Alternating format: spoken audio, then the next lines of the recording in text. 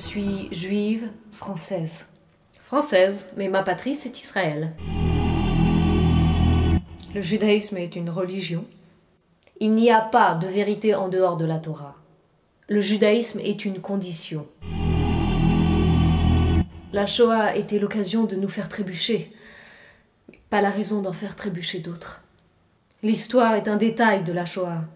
Pour toute l'humanité, il n'y a pas d'autre fracture. L'étoile de David, c'est le plus beau pendentif? Non, ne soyons pas naïfs, disons que c'est un signe religieux distinctif. C'est l'horizon indépassable, sur terre comme dans le ciel. Dieu, pour moi, c'est, et ça restera, le visage de l'autre. Dieu merci, je suis athée. Tout ce que je sais de Dieu, c'est qu'il a brillé par son absence dans les camps de concentration. Non, je ne suis pas une femme du ressentiment. Je ne peux en vouloir qu'à moi-même. Ce n'est pas une question de ressentiment. Nous avons une revanche à prendre sur l'histoire. Le peuple élu. J'ai tendance à penser que tout peuple est l'élu du ciel. C'est le peuple qui a une mission sur terre. C'est le seul qui a son destin entre ses mains. Non, je ne me sens pas menacée, mais j'ai tendance à cacher mon identité pour ne pas avoir à me justifier. Mais nous serons toujours menacés, parce qu'on nous en voudra toujours d'exister. L'arabe, c'est mon demi-frère. Nous avons le même père, Abraham, mais pas la même mère. Et on s'y perd. L'arabe veut notre peau, et nous la lui vendons très cher. Très, très cher. C'est le marché. L'Amérique ne défend pas notre être au monde, mais nos avoirs, nos richesses, pas nos promesses. C'est notre allié objectif.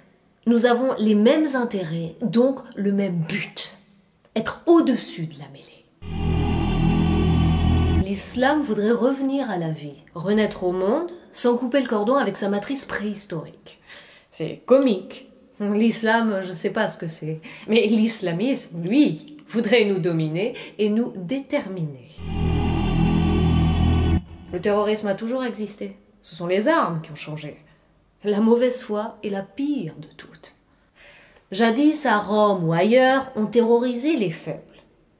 Aujourd'hui, on terrorise les forts, les plus forts, les juifs, si je puis dire. Le printemps arabe, non, c'est pas révolutionnaire. C'est un big soulèvement contre la misère et la corruption planétaire. Je n'en ai retenu que l'hiver des barbares, qui exige de tous un retour en arrière.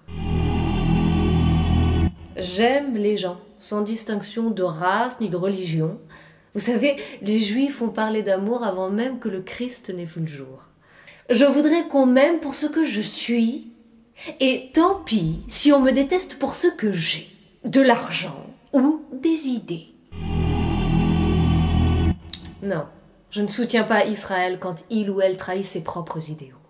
La justice, pour commencer. Israël est condamné à être toujours sur la défensive. Comme tout ce qui est grand, elle est vulnérable. Parce que les crétins sont les plus nombreux.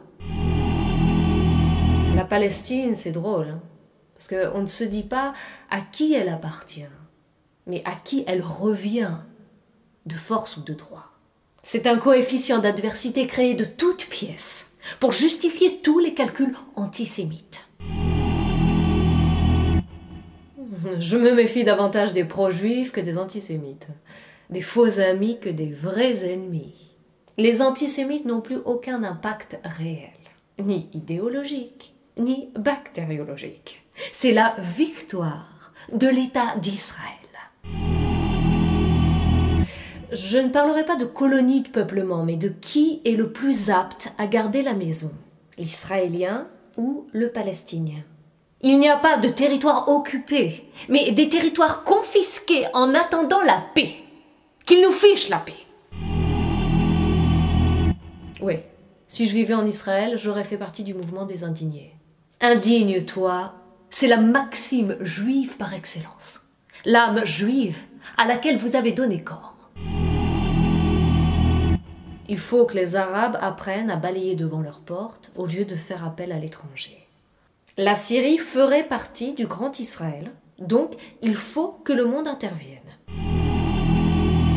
Une anecdote. Je m'appelle Sarah. J'ai changé de nom pour m'appeler Lou. J'ai rechangé de nom pour m'appeler Emeline. Et à chaque fois qu'un goy me demande si j'ai changé de nom, je lui dis oui. Avant, je m'appelais Lou. C'est l'histoire d'un savant d'extrême droite. Il demande à une grenouille de sauter. Donc elle saute, une fois, 2 fois. Il lui sectionne les pattes et il lui redemande de sauter. La grenouille ne bouge pas. Et notre savant est tout content de valider sa thèse selon laquelle quand on sectionne les pattes d'une grenouille, elle devient sourde. Méditez.